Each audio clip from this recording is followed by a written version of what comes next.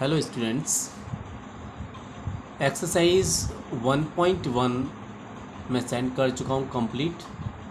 अब ये एक्सरसाइज 1.2 है। देखिए, जिसमें फर्स्ट क्वेश्चन है express each number as a product of its prime factors. और प्राइम फैक्टर्स करना हम पहले पिछली क्लासेस में जान चुके हैं और 6th 7th 8th में भी बताया गया है प्राइम फैक्टर्स क्या होते हैं। तो उसमें देखिए, इसी तरह से प्राइम फैक्टर की हेल्प से ये हमने सारे फैक्टर्स कर दिए। अब इसको क्या कह रखा है कि प्रोडक्ट ऑफ इट्स प्राइम, इसको प्रोडक्ट ऑफ प्राइम्स की फॉर्म में हमें लिखना है। देखिए 2 × 2 × 5 × 7 ये प्राइम फैक्टर में लिख दिया। अब इसको मैं 2 का स्क्वायर, देखिए यहाँ 2² × 5 × 7 ऐसे भी लिखा जा सकता है और ऐसे भी लिखा जा सकता है, क्योंकि NCERT में पेज नंबर 8 पर फंडामेंटल थ्योरम ऑफ अर्थमेटिक दे रखी है। उसमें क्या कहा गया है, every composite number can be expressed as its prime apart from the order but the factors are unique. तो उसमें कहा गया है कि फैक्टर्स यूनिक हैं, लिखने का तरीका कुछ भी हो सकता है। जैसे मैंने ये लिखा, ये भी हो सकता है, ये लिखा, ये भी हो सकता है। किसी ने 7 पहले लिख दिया, किसी ने 5 पहले लिख दिया, तो लिखने का तरीका कुछ भी हो सकता है।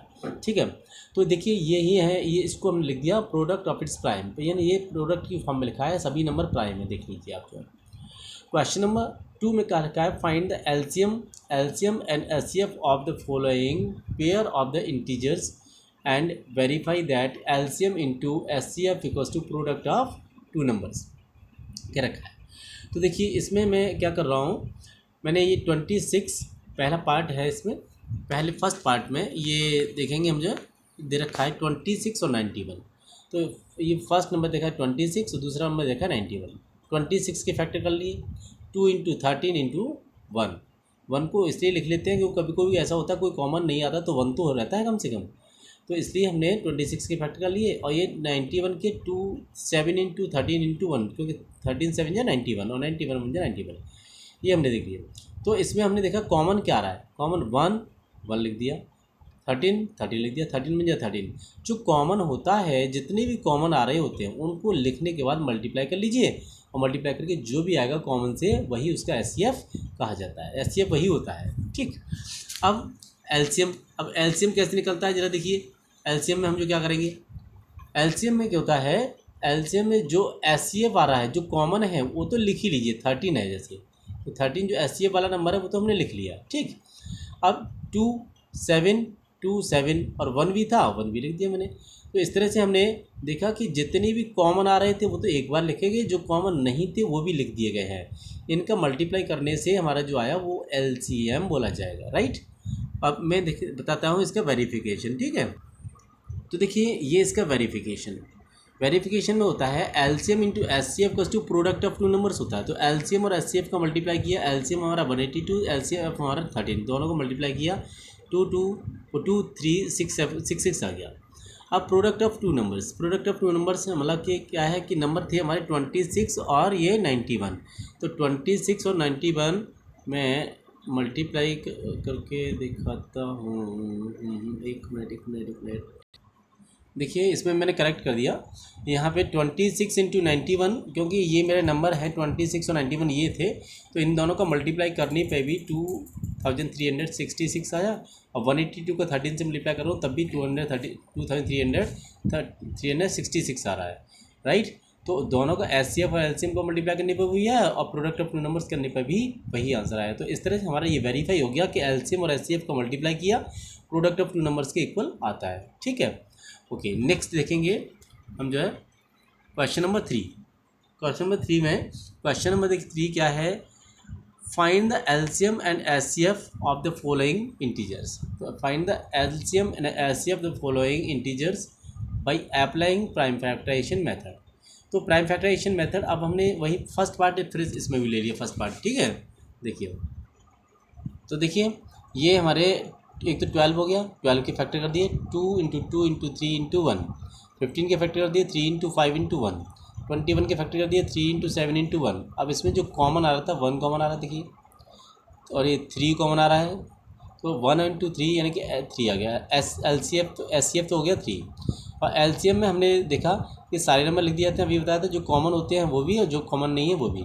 तो देखिए 1 कॉमन आ रहा था 1 लिख दिया, 3 कॉमन आ रहा था 3 लिख दिया। अब जो कॉमन नहीं है वो लिख दो 2 2 5 7, तो 2 2 5 7 ये हमने लिख दिया। मल्टीप्लाई करने पर हमारा आ गया 420।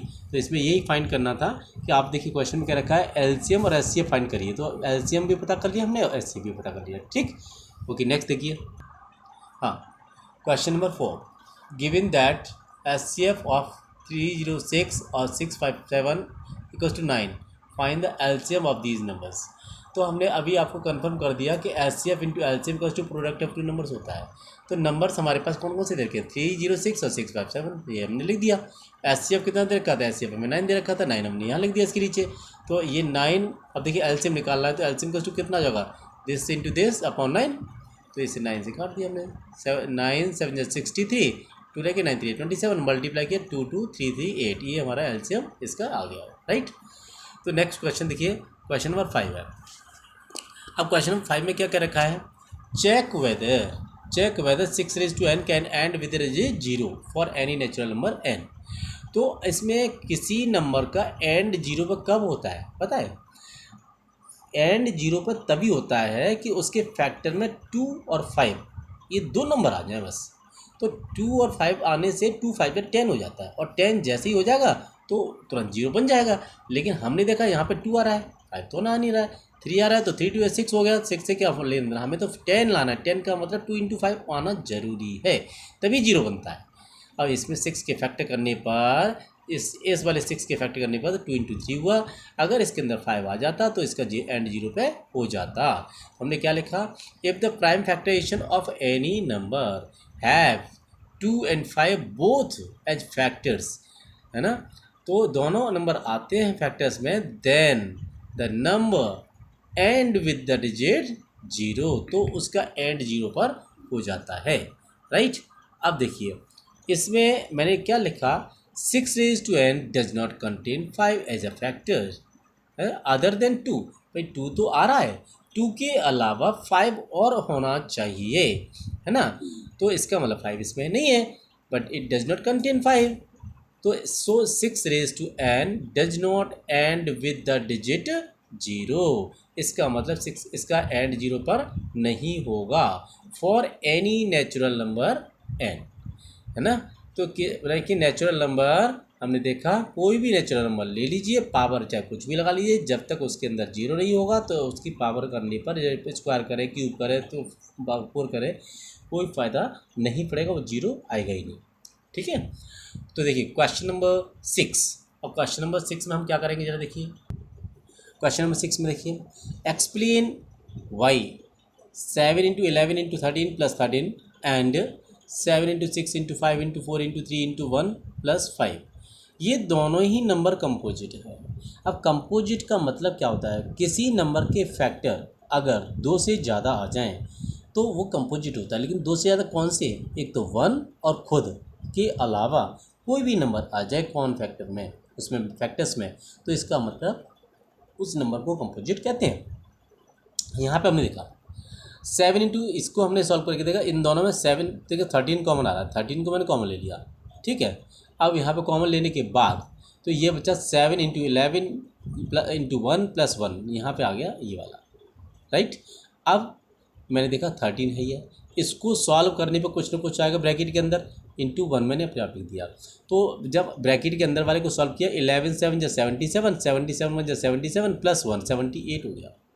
तो इसको 78 को अगर मैं और फैक्टर करता हूँ तो देखो पैसे तो यहीं पे कंफर्म हो गया, एक फैक्टर ये हो गया, एक अंदर ब्रैकेट को सॉल्व होकर के आएगा, एक यहाँ से इंटू 1 हो गया, तो यही कंफर्म हो गया वैसे तो कि ये कंपोजिट हो गया, क्योंकि मैंने अभी बोला था 1 और खुद के अलावा अगर कोई भी फैक्टर आ जाए तो इसका मतलब वो कंपोजिट होता है। अब मैंने यहाँ पे इसको अंदर ब्रैकेट को सॉल्व करके देखा, 78 के फैक्टर कर दिए, 13 2 जा 26, 26 3 जा 78, ठीक है, और 13 है। तो देखिए कितने फैक्टर आ गए, तो इसका मतलब क्या क्या कंफर्म हो गया, since the factors are other than 1 and itself so it is composite number. इसी तरह से अब हम इसको भी कर सकते हैं, 7 into 6 into 5 into 4 into 3 into 1, यहाँ से देखो 5 5 यहाँ पर कॉमन आ रहा है, कॉमन लेकर के 13 की जगह 5 लिख लेना और ये मल्टीप्लाई और जो ब्रैकेट के अंदर आए उसको यहाँ लिख देना, मल्टीप्लाई 1 लिख देना, तो 3 कॉमन फैक्टर हो जाएंगे, इसका मतलब हो गया कंपोजिट, राइट। तो क्वेश्चन आपको ये 1.2 एक्सरसाइज के क्वेश्चन मैंने इस तरह से कर दिए हैं, बाकी के पार्ट्स आप खुद ही करिए और ठीक है, ये इसी टाइप से आप जो है करेंगे। जिन्होंने चैनल को सब्सक्राइब नहीं किया है वो कर लेना, क्योंकि आगे की वीडियो आपको फिर आप मिल जाएगी। ठीक है, थैंक यू।